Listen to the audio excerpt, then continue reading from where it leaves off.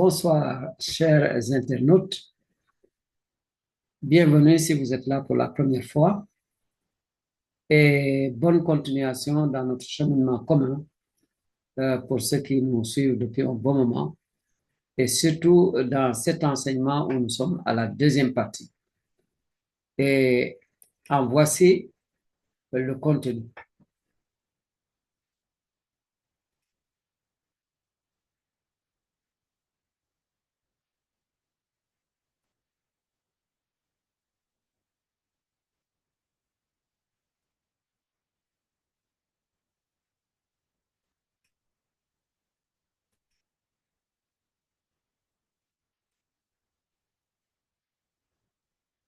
Attention, attachez vos ceintures, nous allons décoller.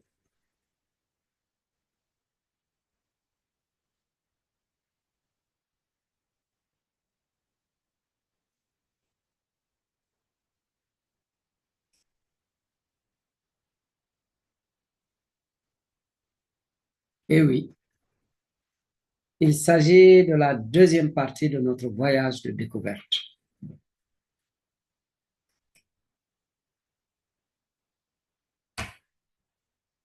Comme nous vous l'avons indiqué auparavant, la première partie était conçue pour des gens qui estiment qu'ils n'ont pas beaucoup de temps. Alors, je vous félicite de ce que vous faites partie de ceux qui veulent en savoir un peu plus et qui voulaient voir la suite. Vous ne serez pas déçus.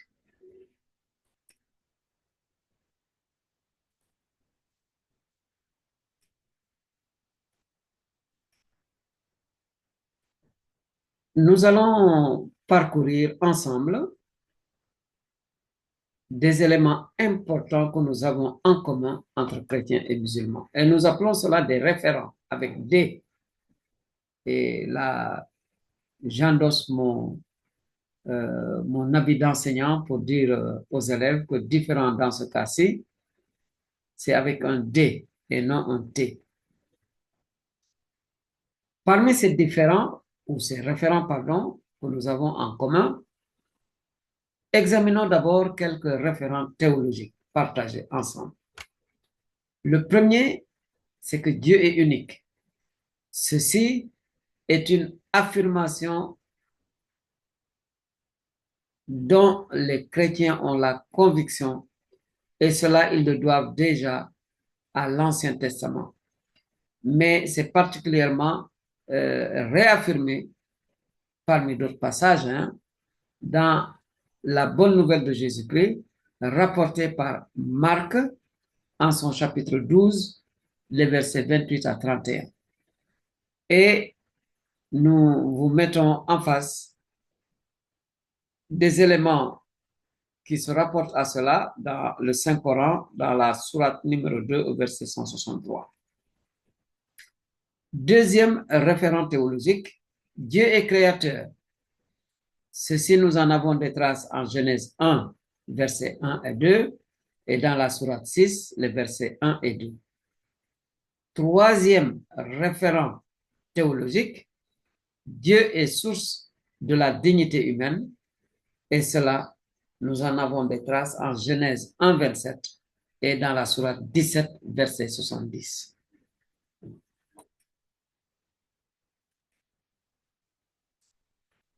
Voyons le contenu de ces différentes références. En Marc 12, 28 à 31, sur l'unité de Dieu confirmée par Jésus, nous lisons ceci. Un scribe qui les avait entendus discuter.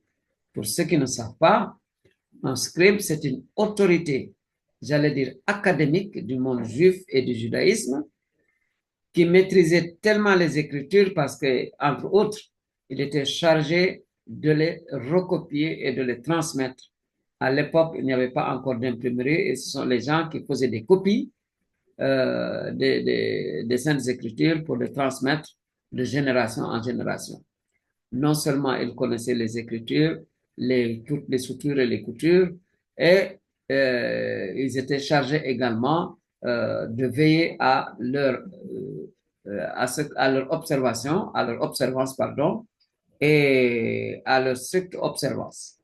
C'est donc quelqu'un comme cela, un scribe, qui avait entendu Jésus parler aux pharisiens, un autre groupe parmi les Juifs, qui était euh, très regardant par rapport aux pratiques religieuses, à la limite même des intégristes. Eh bien, un scribe qui les avait entendus discuter, voyant qu'il leur avait bien répondu, c'est Jésus qui avait bien répondu aux pharisiens, eh bien, ce scribe s'avança et lui demanda, quel est le premier de tous les commandements? Jésus répondit, le premier, c'est écoute Israël. Le Seigneur notre Dieu est l'unique Seigneur. Et tu aimeras le Seigneur ton Dieu de tout ton cœur, de toute ton âme, de tout ton esprit et de toute ta force. Voici le second, tu aimeras ton prochain comme toi-même. Il n'y a pas de commandement plus grand que cela. Eh bien, le premier des commandements que Jésus a donné, écoute Israël, le Seigneur notre Dieu est l'unique. Ceci représente, c'est la synthèse, la quintessence de tout le credo du judaïsme, la croyance en un Dieu unique. Et quand vous écoutez cette traduction en arabe, elle est magnifique. Ismaël, il y a Israël. Donc, écoute Israël. Eh bien, cette formule de l'unité de Dieu, eh bien, elle va être ensuite reprise par tous les prophètes et le Christ ne fera que confirmer cela. Et d'ailleurs, je vous dis au passage, quand le Christ voudra dire comment cette unité existe dans la divinité unique, eh bien, les Juifs auront du mal à le comprendre parce que pour eux, c'était tellement évident et ça leur tenait tellement à cœur que tout enseignement qui semblait ne pas être conforme à cela, eh bien, ils ne voudront pas le recevoir. Et le Christ va leur apporter un approfondissement sur ce qu'est Dieu, ou plutôt comment est Dieu. Voici le deuxième commandement, le second, tu aimeras ton prochain comme toi-même.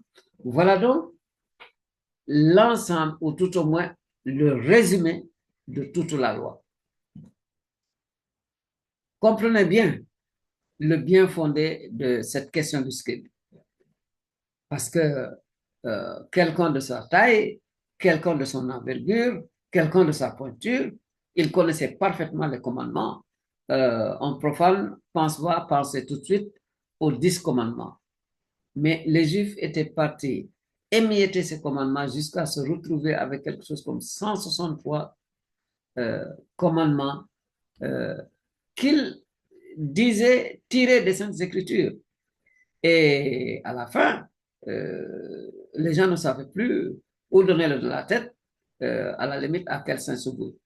Donc, quel est le plus grand de tous ces commandements, que ce soit parmi les 10 ou bien parmi les 163? Eh bien, voilà ce que répond Jésus. Et la cohérence de sa réponse est telle que cet amour de Dieu et la priorité est vraiment le résumé, le sommet de l'enseignement de Jésus, ce sera de nous montrer que Dieu est amour et nous l'avons évoqué à plusieurs autres endroits. Et nous reviendrons certainement là-dessus. Et voilà, pour ce qui concerne donc cette unité de Dieu, le verset 163 de la sourate 2, et votre Dieu et votre divinité est une divinité unique, pas de divinité à part lui, le tout miséricordieux et le tout miséricordieux, le tout miséricordieux, le très miséricordieux. Voilà. Je vous signale au passage que ces extraits, je les ai pris dans un document officiel reconnu par l'autorité musulmane. C'est la traduction du sens des versets coraniques qui a été donc reconnue et acceptée par l'autorité compétente au niveau de l'Arabie saoudite. Venons-en à Genèse 1, 1 et 2. Dieu créa par sa parole. Au commencement, Dieu créa le ciel et la terre. Or, la terre était vide et vague. Les ténèbres couvraient l'abîme. Un vent de Dieu tournoyait sur les eaux. Dieu dit que la lumière soit, et la lumière fut. Ceci est une véritable révolution à son époque, en son temps. Parce que autour des Juifs, les gens adoraient qui le soleil, qui la lune, qui les montagnes, etc., etc. Et Dieu va révéler à ce peuple que tout cela ne sont que des créatures. Ces objets ont été créés par une autorité, une puissance supérieure. Eh bien, cette conviction, il a fallu une révélation pour en arriver là. Et c'est ça qui va faire tout de suite la différence entre le peuple d'Israël et les peuples qui l'entourent. La croyance en un Dieu unique et créateur. Et désormais, les objets ne sont plus objets d'adoration. C'est Dieu seul qu'il va falloir adorer.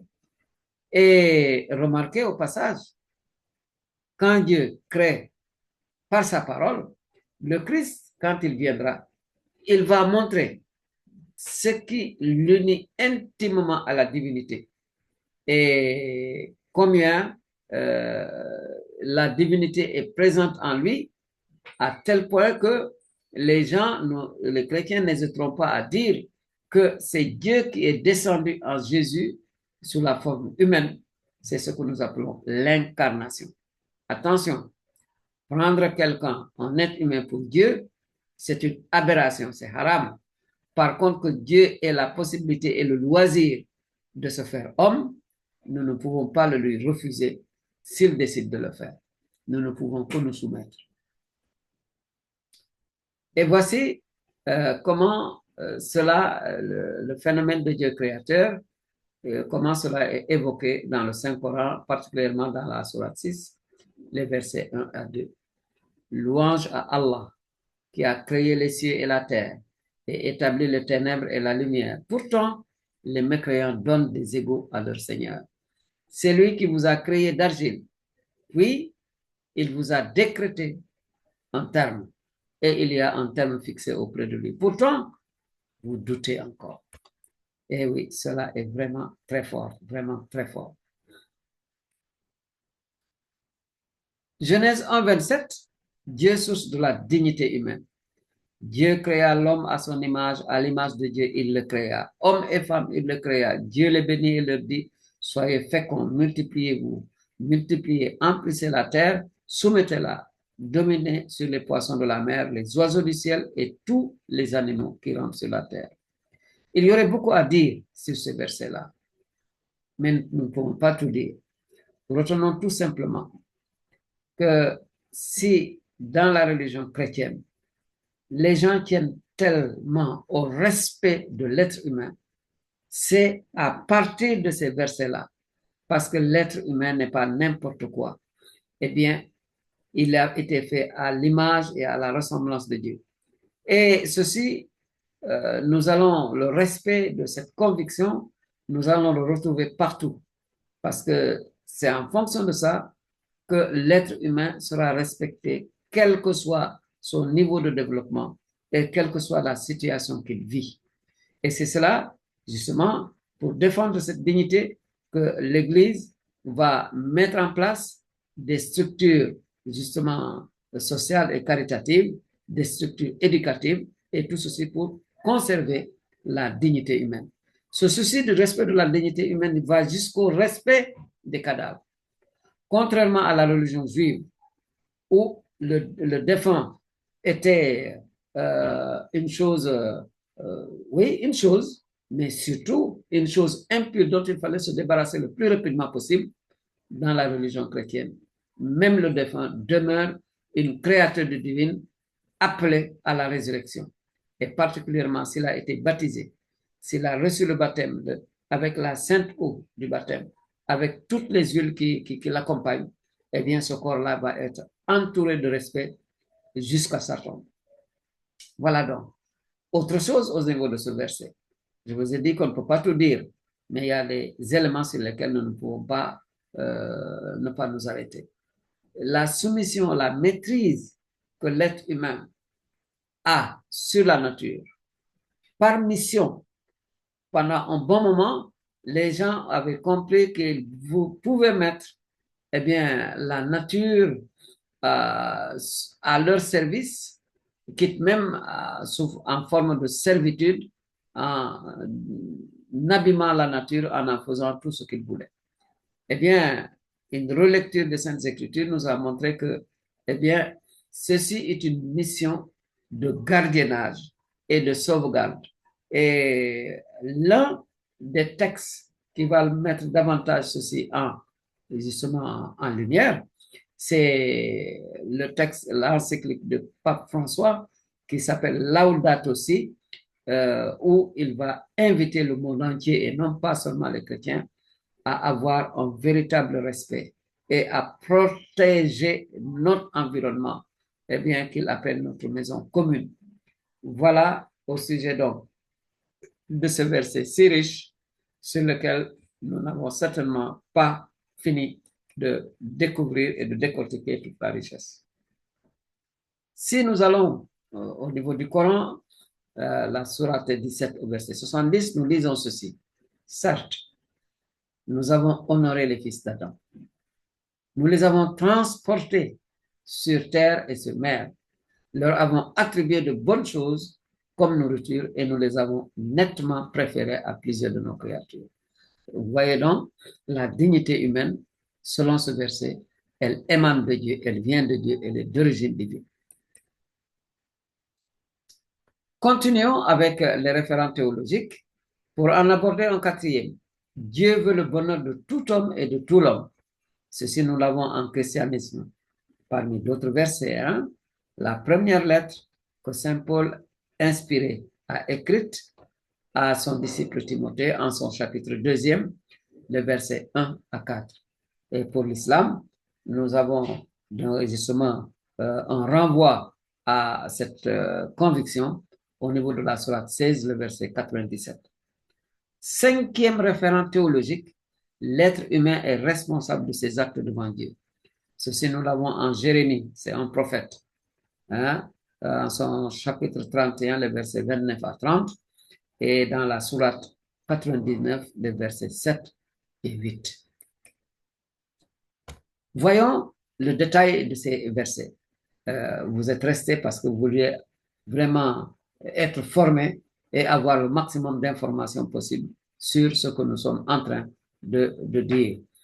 Dans la première lettre à Timothée, au verset 2, les versets 1 à 4, de Saint Paul inspiré par Dieu, nous lisons: je recommande donc avant tout qu'on fasse des demandes, des prières, des supplications, des actions de grâce pour tous les hommes, pour les rois et tous les dépositaires de l'autorité, afin que nous puissions mener une vie calme et paisible en toute piété et dignité.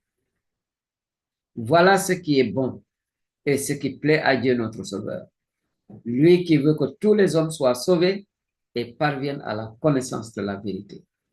Ainsi donc, voyez-vous, Dieu veut le bonheur de tous les hommes. C'est le lieu de dire d'ailleurs que quand les chrétiens prient, ils ne prient pas seulement pour les chrétiens, mais ils prient pour tout le monde. Et quand un chrétien dit en Wolof, ñu ñaanal jullit yi, eh bien, il pense à tous les croyants. Et contrairement aux juifs qui pensaient que n'étaient jullit que ceux qui étaient juifs. Ouais, cette restriction, cette vision très restrictive et exclusive n'est pas chrétienne. Le chrétien estime que tous les êtres humains sont des enfants de Dieu, à plus forte raison s'ils confessent qu'ils sont des petits-fils d'Abraham sur le plan de la foi. Donc, voilà, nous prions pour tout le monde. Et nous prions pour les gouvernants, parce qu'ils ont besoin de sagesse, ils ont besoin de santé pour pouvoir guider le peuple de Dieu, pour guider leur nation et que les gens vivent en paix. Que le Seigneur donne la sagesse et la santé à tous nos responsables politiques et religieux. Comme annoncé, voici donc la sourate 16 au verset 97. Quiconque, mâle ou femelle, fait une bonne œuvre tout en étant croyant, nous lui ferons vivre une bonne vie. Et nous les récompenserons certes en fonction des meilleures de leurs actions. Eh oui, eh oui, eh oui. Et je vous ai transcrit ici la version en arabe.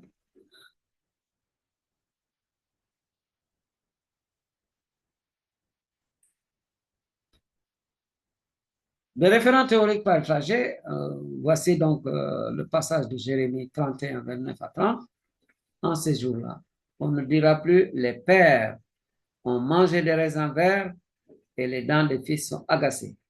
mais chacun mourra pour sa propre faute. Tout homme qui aura mangé des raisins verts, ses propres dents seront agacées. Nous sommes là au niveau de la responsabilité individuelle. Vous comprenez bien, ce que nous sommes en train de faire là, ce que nous sommes en train de dire, c'est en rapport avec la planification familiale naturelle. C'est en fonction de notre projet et de tout ce qui se fait, justement, toutes les interventions qui se font dans le processus de transmission de la vie.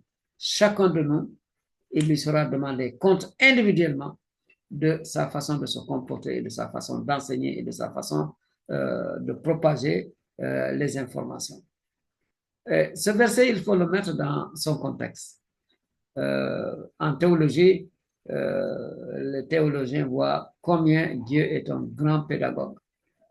En effet, à un moment, il peut donner un message sous telle forme, et puis quand le temps s'y prête, eh bien, il affine l'enseignement ou il lui donne, il lui donne vraiment son sens profond, l'origine ou la raison d'être de ce verset. En effet, il fut un temps où les gens avaient compris et c'était valable. Quand quelqu'un péchait, eh bien, sa faute, non seulement les conséquences étaient à son niveau, mais ceci se retrouvait chez ses enfants, ses petits-enfants, ses arrière-petits-enfants, etc., etc. Donc, quand quelqu'un commettait une erreur, quand quelqu'un commettait une faute sciemment, quand il manquait un devoir par rapport à la loi, eh bien, la punition non seulement ne s'arrêtait pas à lui, mais suivait justement sa génération. Eh bien,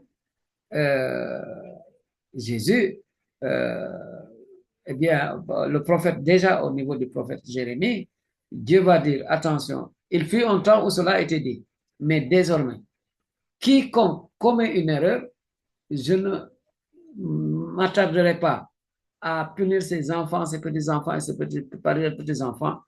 Quelqu'un qui commet une faute, je le punis, comme on dit en Wolof. Donc, chacun est responsable de ses actes. Et voilà comment ou ce que le Saint-Coran, ce que nous lisons dans le Coran à ce sujet-là. Donc, dans la sourate 99, les versets 7 et 8, quiconque fait un bien, fût-ce un poids d'un atome, le verra. Et quiconque fait un mal, fût-ce du poids d'un atome, le verra. Et voilà la transcription en arabe. À bon entendeur, salut.